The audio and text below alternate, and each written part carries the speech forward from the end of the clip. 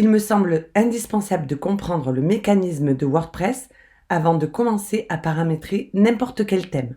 En brûlant les étapes de la compréhension de WordPress, vous commencez votre site avec des lacunes. Il est alors très facile de faire l'amalgame entre les options proposées par WordPress et celles offertes par un thème. Un thème WordPress est un modèle prêt à l'emploi qui offre diverses options pour créer le design de votre site. Un site WordPress a besoin d'un thème pour fonctionner. À chaque nouvelle installation du CMS, un thème de base est activé par défaut. Souvenez-vous, en début de formation, je vous ai demandé de changer le thème par défaut afin d'installer 2021 et qui est un thème très basique, idéal pour apprendre WordPress. Ensuite, libre à vous de continuer avec le thème de votre choix. Selon le thème choisi, le niveau de personnalisation est plus ou moins élevé. Certains thèmes vous permettront de changer les couleurs, les polices, les menus, les zones de widgets, et d'autres auront moins d'options de personnalisation. Vous pouvez, en un seul clic, changer de thème depuis l'administration de votre site WordPress.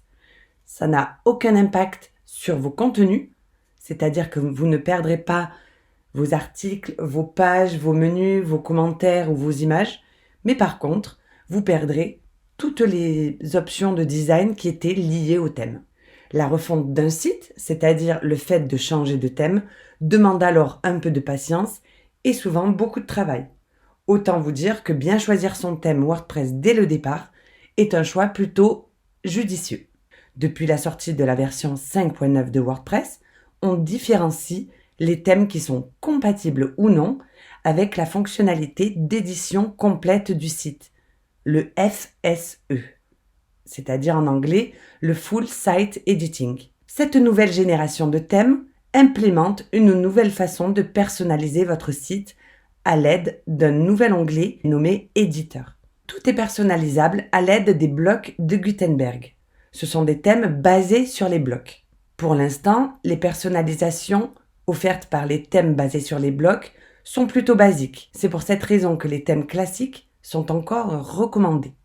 99,99% des thèmes que vous retrouverez sur le marché des thèmes sont des thèmes dits classiques, comme 2021. Pour l'instant, et a priori, il convient de continuer à utiliser ce type de thème. Du moins le temps que de nouveaux thèmes basés sur les blocs soient développés et opérationnels.